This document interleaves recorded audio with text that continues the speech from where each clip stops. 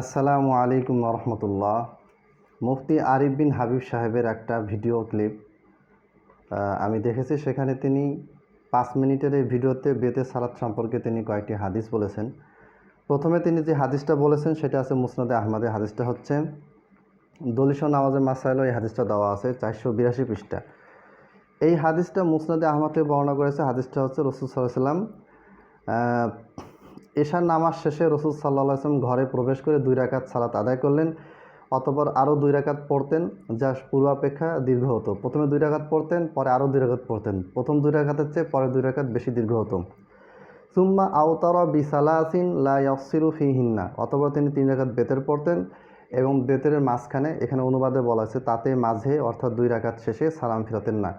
3 রাকাত বেতেরে 2 রাকাত পরে সালাম ফিরাতেন না, একটানা 3 রাকাত পড়তেন। মুসনাদে আহমদ। হাদিসের সনদ হাসান লিখছে। এই বইতে হাসান লেখা আছে। আরিফ বিন হাবিব সাহেব হাসান বলেছেন। এবার দেখেন, এই হাদিসটার শেষে আরবিতে এই হাদিসের রাবিদের সম্পর্কে বলা আছে যে রওয়াহু আহমাদু ফিল মুসনাদি ওয়া রিজালু সিকাতুন রিজালু শাইখাইন। এই হাদিসের রাবিগণ হচ্ছে তারা গ্রহণযোগ্য সেকা এবং তারা শাইখাইনের রাবি, অর্থাৎ বুখারী এবং মুসলিমের রাবি। অর্থাৎ মুসনাদে আহমদের 3 রাকাত বেতের যে হাদিসটা আছে, এই হাদিসটা ইমাম আহমদ বর্ণনা করেছেন।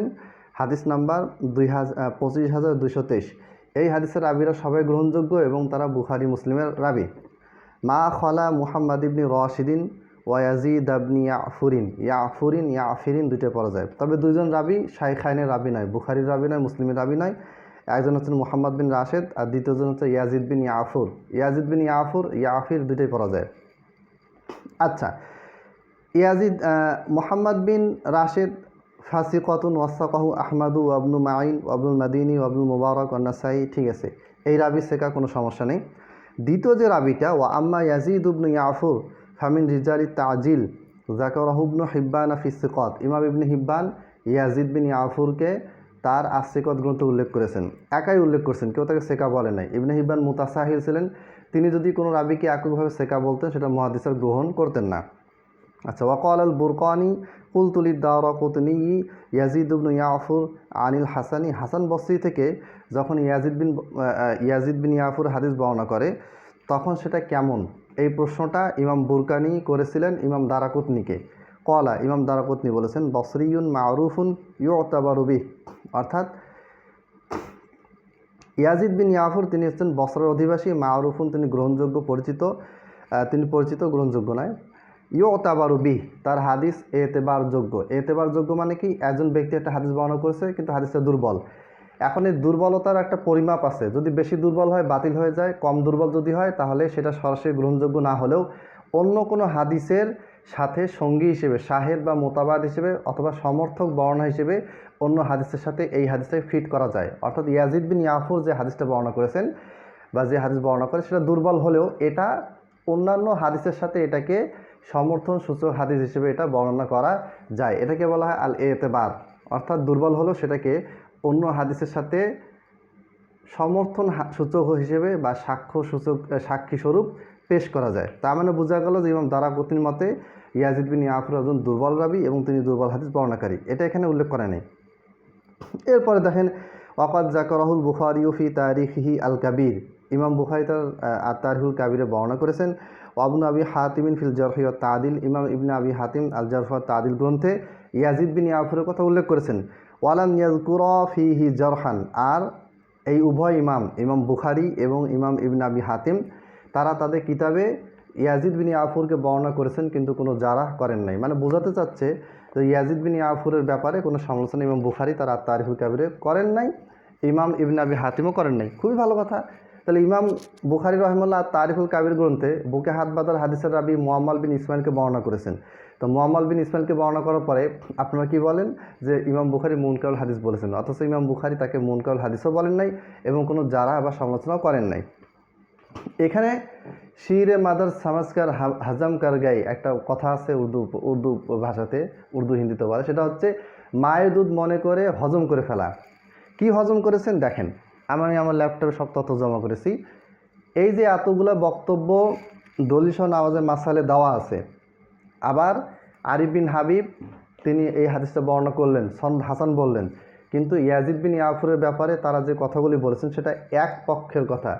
তাসবির কা দুসরা রুখ, ছবির অপর পিঠ কী আছে সেটা আমি দেখাচ্ছি।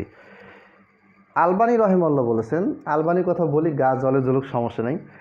আলবানী রহিমাল্লাহ ইরওয়ালুল গলিলে হাদিস নাম্বার 421 নম্বর হাদিসে তাহকিকে বলেছেন, কুলতু ওয়াহাজা ইসনাদুন দয়ফ, এই হাদিসের সনদ দুর্বল।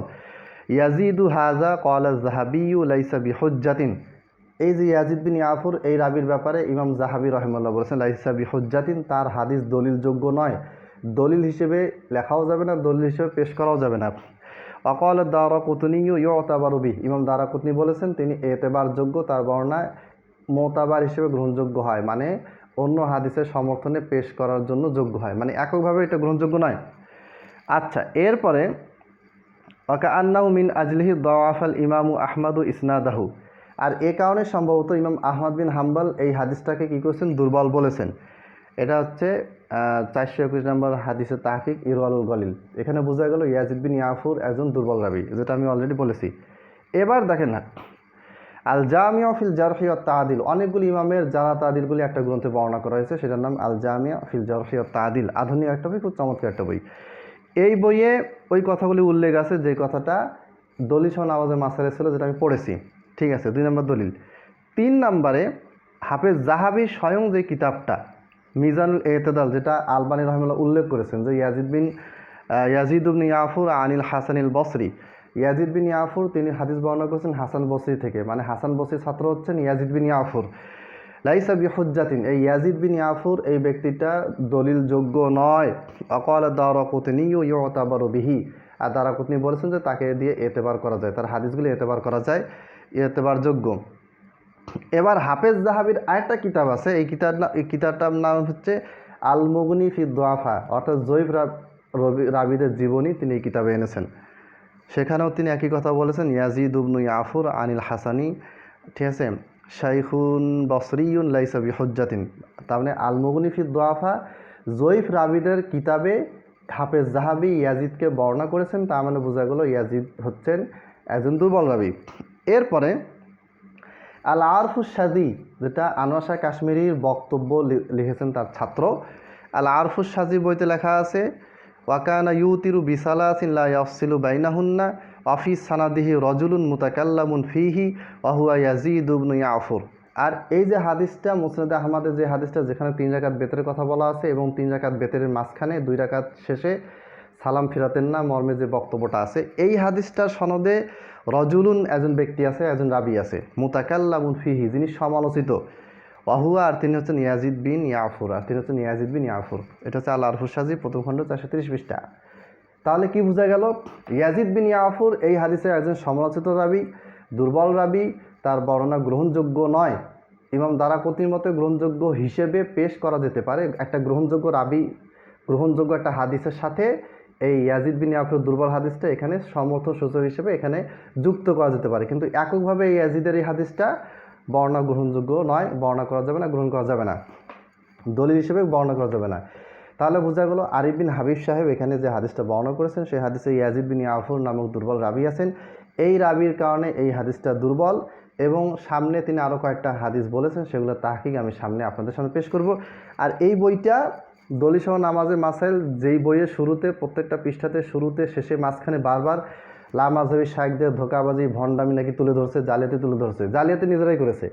আমি পড়ে শোনালাম, তারা যে আরবিটা লিখেছে সেটা আমি পড়ে শোনালাম, সেখানে ইয়াজিদ বিন ইয়াফুরকে কীভাবে গ্রহণযোগ্য বানানো যায় তার পক্ষে সরাসরি কোনো দলিল নিয়ে আসতে পারেনি, বিভিন্ন কথাকে নিয়ে এসেছে, নিজের মতো করে ব্যাখ্যা করেছে। কিন্তু হাফেজ যাহাবি যে লাইসা বিহুজ্জাতিন দলিল নয় বলেছেন, হাফেজ যাহাবি তাকে বর্ণনা করেছেন হচ্ছে জয়ীফ রাবিদের কিতাবে বর্ণনা করেছেন, এবং তাদেরই আলেম, তাদেরই শাইখ আল্লামা আনোয়ার শাহ কাশ্মীর রহিমাহুল্লাহ তিনি যে আল আরফুস সাজি গ্রন্থে বলেছেন যে মুতাকাল্লামুন ফিহি বিতর্কিত রাবি, এটা তিনি কি করেছেন, হজম করে গিয়েছেন। দলিল সহ নামাজের মাসাইল লেখকগণ এই বইটাতে সেগুলি উল্লেখ করেন নাই। আল্লাহ তাআলা আমাদেরকে সঠিকটা বোঝার তৌফিক দান করুন। আর আরেকটা কথা হচ্ছে, সেটা হচ্ছে আমার এই ভিডিওগুলির প্রশ্ন কমেন্ট বক্সে আপনারা কেউ